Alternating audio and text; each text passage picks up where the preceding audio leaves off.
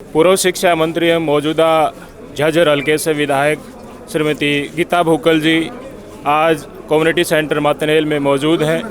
SIR को लेकर एक महत्वपूर्ण मीटिंग की गई है। स्वयं बहन जी से जानेंगे कि किस प्रकार से आज की मीटिंग का एजेंडा हुआ और क्या क्या सुझाव पार्टी के वर्कर्स की तरफ से, वोटर्स की तरफ से मिले हैं। बताइए बहन जी प्लीज। देखिए, जिस तरह से एसआईआर की प्रक्रिया चल रही है देश भर में, हरियाणा में भी एसआईआर की प्रक्रिया जो है शुरू हो चुकी है। हमारे बीएलओज के द्वारा जो है फॉर्म बांटने शुरू किए जा सकते हैं। आज हमने मातनेल में हमारे मातनेल ब्लॉक और सालावास ब्लॉक के हमारे जो बीएलए 2 हैं उनकी एक मीटिंग और ट्रेनिंग प्रोग्राम का आयोजन यहाँ पर किया है। हमारे बीएलए 1 ने और बीएलए 2 ने इलेक्शन कमीशन के द्वारा जो ट्रेनिंग दी गई थी वो भी अटेंड की। और आज हमने अपने जो हमारे साथी हैं उनको ये बताने का प्रयास किया है कि जो प्रक्रिया 15 जून से शुरू हुई है, जो 15 जुलाई तक चलेगी, उसमें जो बीएलओज घर घर जाकर जो है वोट के पुनर्निरीक्षण के लिए एसआईआर के तहत जो फॉर्म दे रहे हैं, सबकी जिम्मेवारी बनती है उन फॉर्म्स को वो भरें, या तो बीएलओ को वापस दे दें या बीएलए 2 को वापस दे दें। और ये भी बताना ज़रूरी है कि सभी को, जिनके ऑलरेडी वोट बने हुए हैं, पहले भी बने हुए हैं, सभी को ये वोट अपने दोबारा बनवाने पड़ेंगे।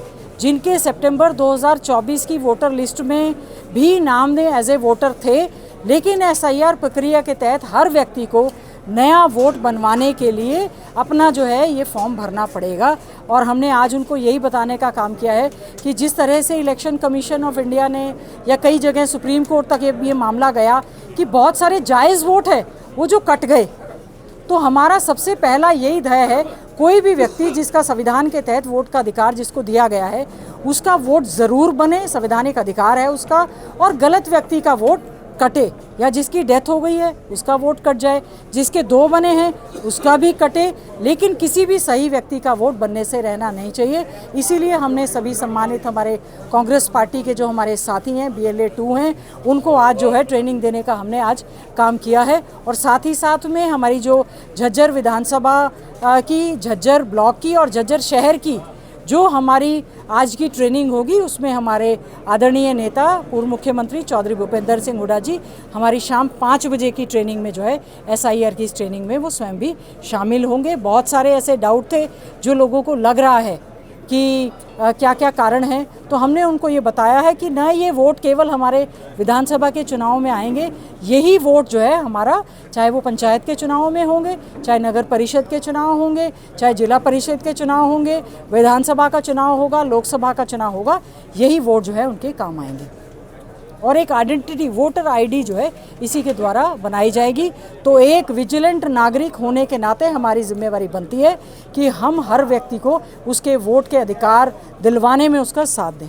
बाकी राज्यों से भी कुछ शिकायतें आई, यहाँ पर एसआईआर हुआ बहन जी, यहाँ भी कुछ शिकायतों की आशंका है कि कुछ लोगों की वोट जो 2 जगह हैं उनमें तो किसी की तो कट जा रही है और किसी की जगह तो बनाए रखी जा रही है। ऐसी कुछ वोटर्स ने आपको सुझाव दिए, इसके लिए आप क्या करने जा रहे हैं? देखिए, बिल्कुल ऐसी ठीक बात है। जो बच्चे हैं जिनका 18 साल की उम्र में जो नया वोट बनना है उसकी, और या फिर कोई पुत्र वधू यहाँ पर है, ब्याह के शादी करके आ गई है, उसका वोट यहाँ पर बनेगा और पिछली जगह से कटेगा।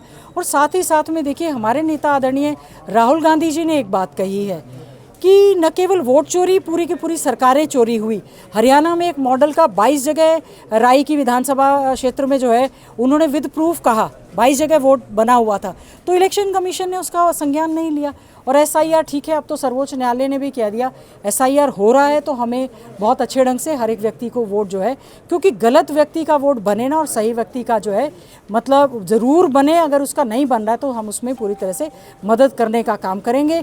आपने देखा जिस तरह से कर्नाटक में बेंगलोर सीट का एक एग्जाम्पल दिया गया, एक एक घर में 80-80 वोट बने हुए थे।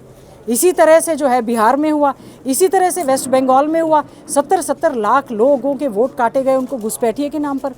तो अगर घुसपैठिए कोई हैं तो ये इतना सारा प्रक्रिया है, इसमें क्लियर हो जाएगा। अब तो लगातार भारतीय जनता पार्टी की तीसरी बार तो हरियाणा में है और तीसरी बार लगातार केंद्र में सरकार है, तो ये उनकी जिम्मेवारी बनती है, ये इलेक्शन कमीशन की, निर्वाचन आयोग की जिम्मेवारी बनती है कि हर व्यक्ति को उसके वोट के अधिकार दिए जाएं। कई जगह शिकायतें आ रही हैं मैम कि बीएलओ जो है हर घर जा ही नहीं रहे हैं अभी तक लोगों को फॉर्म ही नहीं मिला। बिल्कुल आप ठीक कह रहे हैं। इसमें आज हमने सुना भी कुछ बीएलओज़ के खिलाफ कार्रवाई भी हुई है। देखिए बीएलओज़ को सही ढंग से ट्रेनिंग देना और ये सुनिश्चित करना कि बीएलओज़ घर घर में जाएं और 3 बार जाकर फॉर्म देने का काम करें और कलेक्ट करने का भी काम करें। अगर कोई व्यक्ति घर पर नहीं मिल रहा है तो उसके घर पे जाके दरवाजे के नीचे से वो फॉर्म डालें और साथ साथ में दरवाजे पर उसको सूचना दें।